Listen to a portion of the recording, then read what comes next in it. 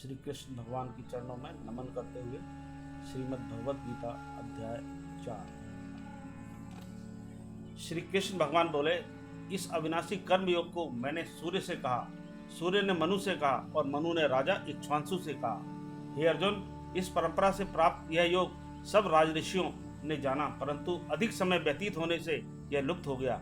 वही प्राचीन योग आज तुमको मैंने बताया है, क्योंकि तुम मेरे भक्त और मित्र हो। यह योग रहस्य अति उत्तम है। अर्जुन कहने लगे, आपका जन्म तो अभी हुआ है और सूर्य का जन्म बहुत पहले हुआ था। मैं कैसे मानूं कि आपने सूर्य को यह योग बताया था।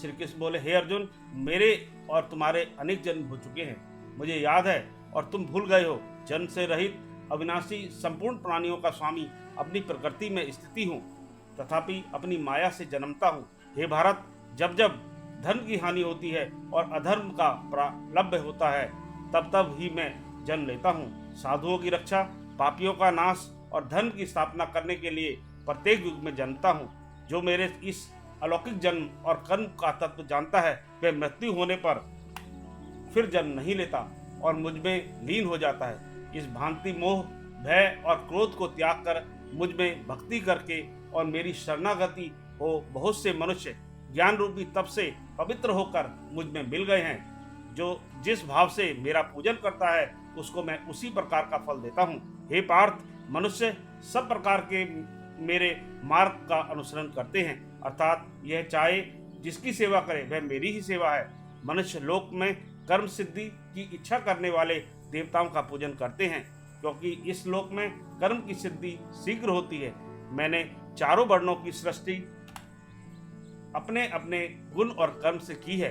सृष्टि का कर्ता मैं हूँ, तथापि मुझे अकर्ता अविनाशी जानो।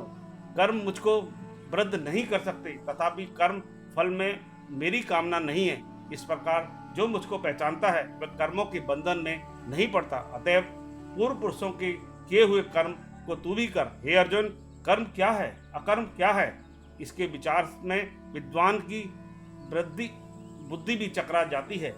उसी कर्म का वर्णन मैं तुमसे करूंगा, जिसके जानने से संसार के बंधन छूटकर मोक्ष के भागी हो गए।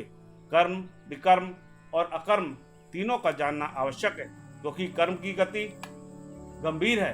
हे अर्जुन, जो कर्म करने की कोई कामना नहीं रखता है और जिसके समस्त कर्म ज्ञान रूपी अग्नि में भस्म निर्मल हो गए हैं, उसको पंडित कहते हैं। जो कर्म फल की आशा छोड़कर करता है और उनमें आसक्ति भी नहीं रखता और निराश्रय ही संतुष्ट रहता है, ऐसा मनुष्य कर्मों में घिरा रहने पर भी मानो कुछ नहीं करता है।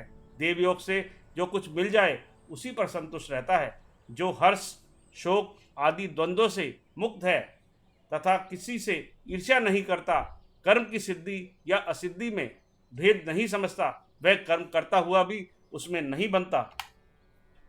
जो फल की इच्छा नहीं रखता, वह वासना से दूर हो गया है। ज्ञान में जिसका मन अचल है, जो यज्ञ के कर्म करता है, वे सब कर्म लुप्त हो जाते हैं। हवन करने का पदार्थ भी ब्रह्म है, आहुति देने वाला भी ब्रह्म है। इस प्रकार जिसकी बुद्धि में सब कर्म ज्ञान में है, उसको ब्रह्म प्राप्त होता है।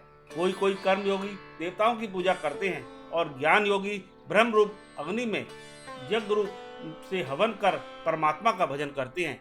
कोई ऐसे हैं जो अपनी इंद्रियों को तथा कर्मों को संयम रूपी अग्नि में होम कर देते हैं, और कितने ही इंद्रिय रूप अग्नि में इंद्रियों के रूप शब्दावधि विषयों को होम देते हैं।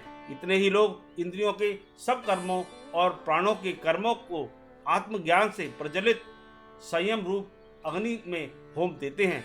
कोई तो द्रव्य यज्ञ करते हैं, कोई तप यज्ञ, कोई योग यज्ञ, कोई स्वाध्याय और कोई ज्ञान रूपी यज्ञ करते हैं, और कोई प्राणायाम में तत्पर रहने वाली योगी प्राण और अपान वायु में प्राण को रोकते हैं और प्राण वायु में अपान वायु का लय रखते हैं। कोई आहार को निरंतर कम करके प्राण होमते हैं। वे यज्ञ वेता हैं और यज्ञ से ही इनके सब पाप नष्ट हो जाते हैं।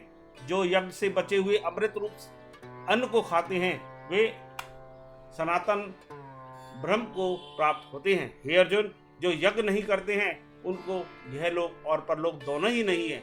इस प्रकार से बहुत से यज्ञ वेद में विस्तार सहित वर्णित हैं। इन सबको कर्म से उत्पन्न हुए जानो। हे परंतप द्रव्य में यज्ञ से ज्ञान यज्ञ उत्तम है।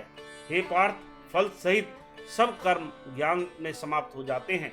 सो उस ज्ञान यज्ञ को तत्वदर्शी और ज्ञानी लोग तुमको उपदेश करेंगे। इसलिए तुम उनकी सेवा करना और उनको विनय पूर्वक प्रसन्न करके ज्ञान यज्ञ जानना।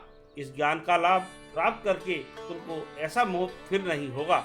इसी ज्ञान से समस्त प्राणियों को तुम अपने में और मुझ में देखोगे।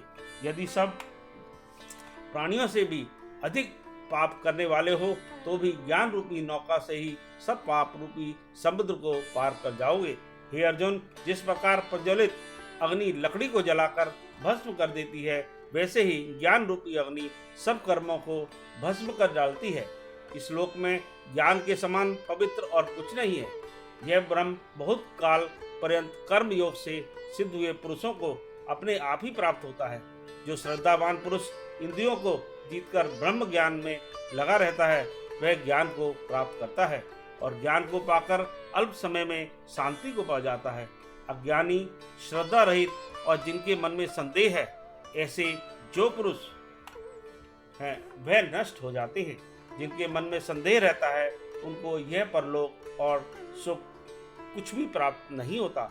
जिसने परमेश्वराराधना और निष्काम कर्म योग के आश्रय से कर्म बंधन त्याग दिए हैं, हे अर्जुन, उस आत्मज्ञानी पुरुष को कर्म नहीं मानते।